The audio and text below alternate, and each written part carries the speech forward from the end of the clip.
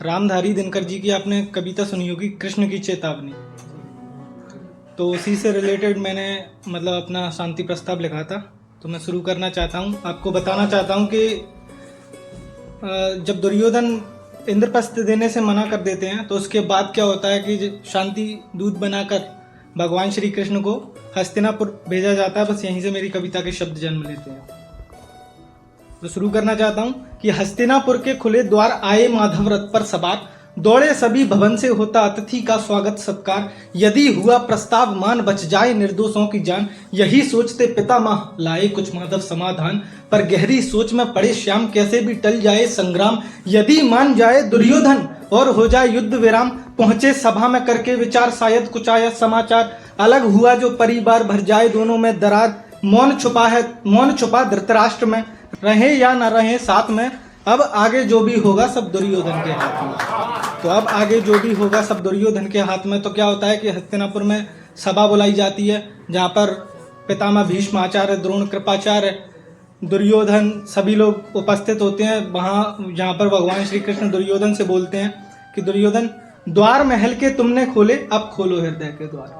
कि द्वार महल के तुमने खोले अब खोलो हृदय के द्वार। क्या मन में युवराज तुम्हारे सुनना चाहे ये संसार। दुर्योधन अधिकार से अपने आधा भाग निरस्त करो, सत्य यही कि युधिष्ठिर को वापस इंद्रप्रस्थ करो। आधा हिस्सा यदि तुम्हारा तो आधा तो दे ही दो। संबंधों में भी भाई तुम्हारे कुछ तो लगते ये भी तो। अतिरिक्त भार है जो साधा, जबरन सिर पर है लादा। मतभेद मिटा दो आपस के, कर लो दोनों हिस्सा आधा। तो मतभेद, थैंक यू। तो मतभेद मिटा दो आपस के, कर लो दोनों हिस्सा आधा। तो इस पर दुर्योधन पहले से ही मन बनाकर आते हैं कि मुझे कोई भी प्रस्ताव स्वीकार नहीं करना है श्री कृष्ण का। तो वो श्री कृष्ण से बोलते हैं कि इन वचनों से मैं बदलूं क्या तुमने सोचा वासुदेव। ध्यान चाहता हूं आप सभी का कि इन वचनों से मैं बदलूं क्या तुमने सोचा वासुदेव। निर्णय मेरा पैर अंगद का ना पिघलूंगा आंसू देख। सिंहासन पर ज्येष्ठ बैठते भरतवंश की शाखा के, माना मुझसे ज्येष्ठ युधिष्ठिर फिर भी तू है काका के। मेरी प्रतीक्षा में बैठा कुरुओं का शाही आसन, वासुदेव देखो आगे होगा दुर्योधन का शासन। बनी गद्दी एक राजा हेतु दो सम्राट सवार नहीं, ज्येष्ठ पुत्र में राजा का फिर युधिष्ठिर का अधिकार नहीं।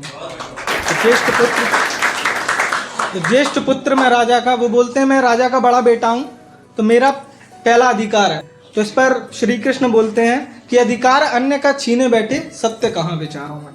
अधिकार अन्य का छीने बैठे सत्य कहाँ विचारों में। विनाश तय यदि ना बांटा भूमि को दो आकारों में।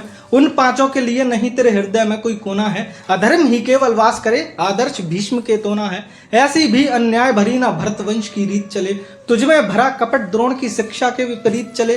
प्रस्ताव यदि स्वीकार नहीं बैठो महलों की छाव में, मैं संतुष्ट करा दूंगा पांचों को 5 गांव में।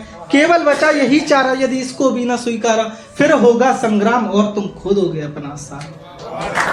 Thank you so much. फिर होगा संग्राम और तुम खोदोगे अपना सारा। तो इस पर दुर्योधन बोलते हैं, अपने सैनिकों को आदेश देते हैं कि ये क्या बोल रहा है। वो बोलते हैं कि मैं सुई के बराबर जमीन भी नहीं दूंगा उन्हें, पांडवों को। तो वो बोलते हैं दुर्योधन कि सिर पर मेरे सजे ताज में आसमान का उड़ता बाज। सिर पर मेरे सजे ताज में आसमान का उड़ता बाज। जो भूमि अधिकार में मेरे उस भूमि का मैं वनराज। सब तेरी माया करती पर मति नहीं मेरी मरती।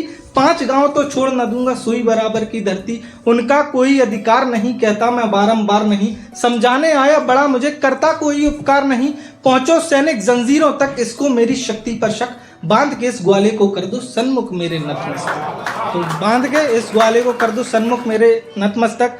तो इस पर भगवान श्री कृष्ण मुस्कुराते हैं और दुर्योधन से बोलते हैं कि दुर्योधन, मैंने तो सुना था कि तुम मूर्ख हो, लेकिन आज लाइव टेलीकास्ट देख लिया। तो श्री कृष्ण मुस्कुराते हुए दुर्योधन से बोलते हैं, मैं ध्यान चाहता हूं आप सभी का एक बार कि तुझमें शक्ति अपार नहीं, तुझमें साहस आसार नहीं। तुझमें शक्ति अपार नहीं, तुझमें साहस आसार नहीं। फिर तू क्या बांधे मूर्ख मुझे जब बांध सका संसार नहीं। शेष कल्पना है तेरी होगा सपना साकार नहीं।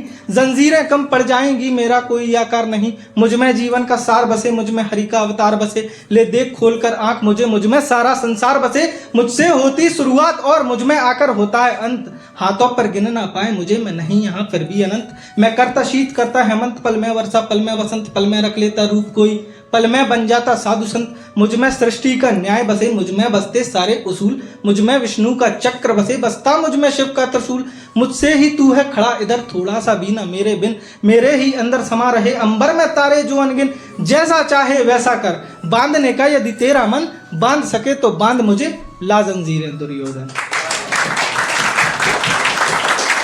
तो बांध सके तो बांध मुझे ला जंजीरें दुर्योधन। तो क्या होता है जब दुर्योधन अपने सैनिकों को आदेश देते हैं कि इसको बंदी बना लो जाकर, तो भगवान श्री कृष्ण अपने शरीर का विस्तार करते हैं और सभा में कई महानुभावों को अपने विश्व रूप के दर्शन देते हैं। तो यहाँ से शब्द है, मेरे अंतिम शब्द है कविता के, ध्यान देना कि ले जंजीरें बड़े कदम होता माधव का रूप विशाल, ले जंजीरें बड़े कदम होता माधव का रूप विशाल, हुई सभा भयभीत सोचती कैसी घड़ी और क्या जंजाल, आए समक्ष अनेक सवाल दुर्योधन होता बेहाल, गगन गरजने लगता बढ़ता रूप देख आता भूचाल, पहचान सको तो पहचानो सिर के पीछे सजता भानु, दुर्योधन सम्मुख लगता मानो सूक्ष्म रूप सा जीवाणु, जैसा चाहे वैसा कर बांधने का यदि तेरा मन, बांध सके तो बांध मुझे ला जंजीरें दुर्योधन।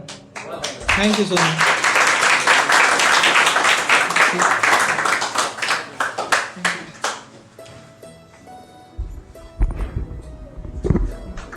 बहुत प्यारी परफॉर्मेंस थी, एक बार फिर से तालियां हो जाए इनके लिए। और